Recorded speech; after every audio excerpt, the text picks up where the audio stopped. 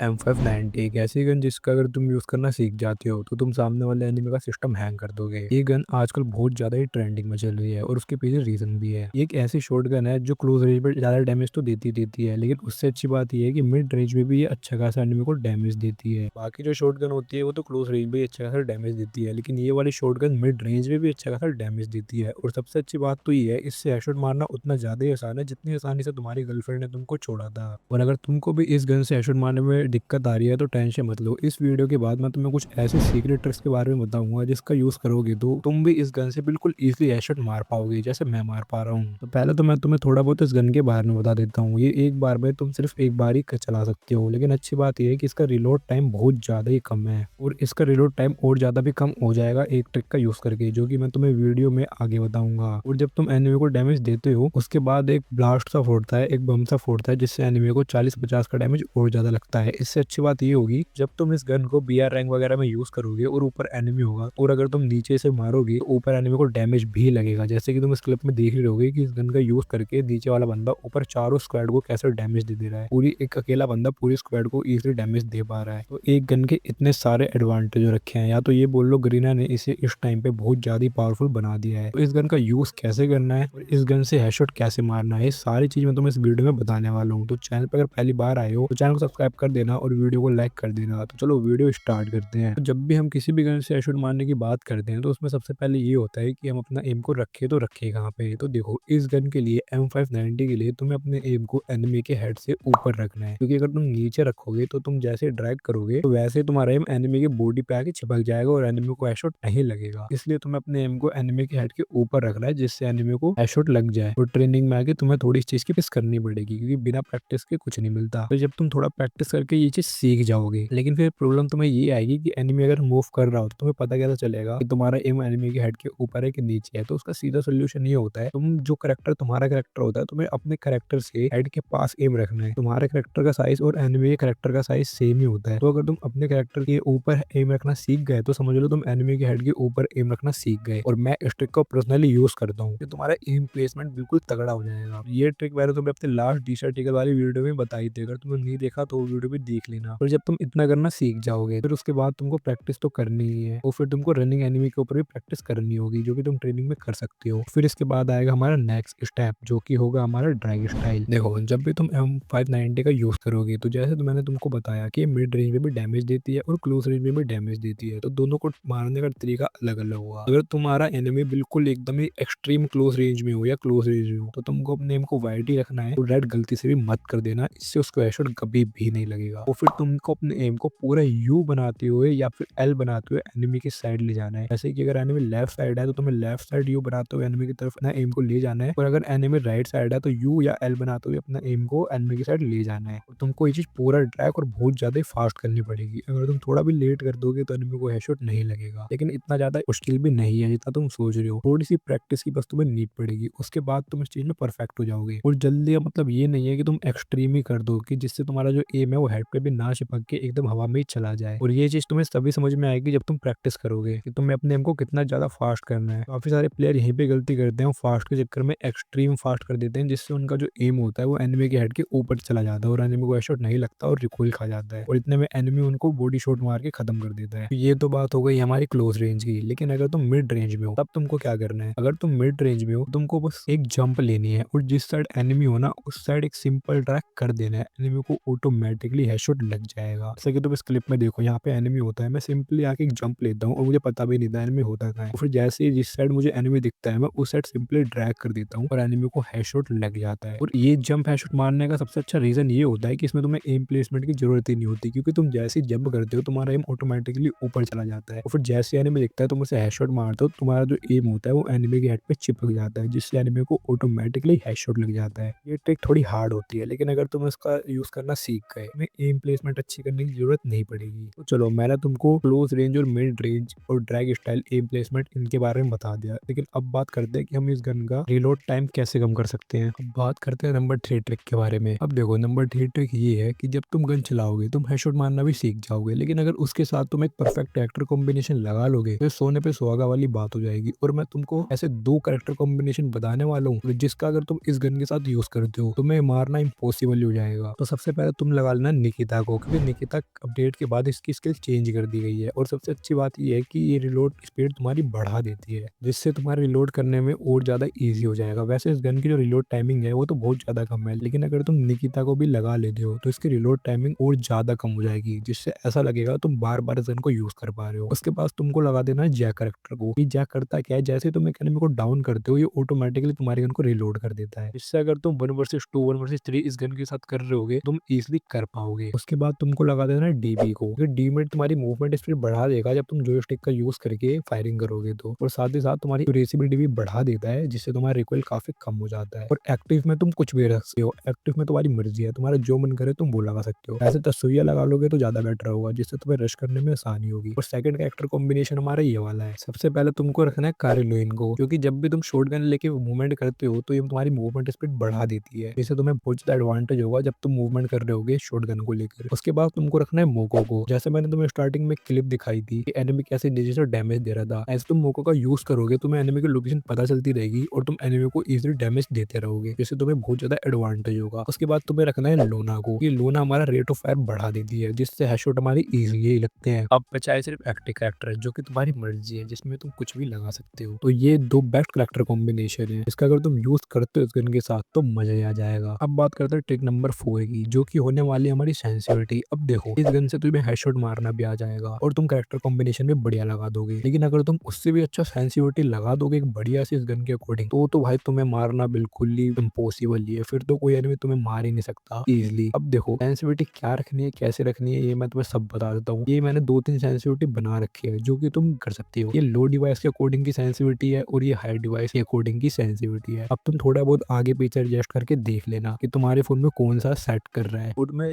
Guarantee दे सकता हूँ अगर तुम इन सेंसिटिविटी का अपने डिवाइस में यूज करोगे ना, तुम्हारे हेडशॉट में इंप्रूवमेंट तो आएगा ही आएगा। और सिर्फ इसी गन में नहीं, किसी भी गन का तुम हेडशॉट रेट देख लेना, वो बढ़ ही जाएगा। तो जाओ और हेडशॉट मारो। और इस वीडियो में ना भाई, इस तरह इन्फॉर्मेशन कलेक्ट करने में बहुत ज्यादा मेहनत लगती है, तो चैनल को सब्सक्राइब जरूर कर देना, क्योंकि मैं इससे भी खतरनाक वीडियो लाता रहता हूँ। तो मिलता हूँ तुम लोगों से जल्दी नेक्स्ट वीडियो में, तब तक के लिए बाय एंड टेक केयर।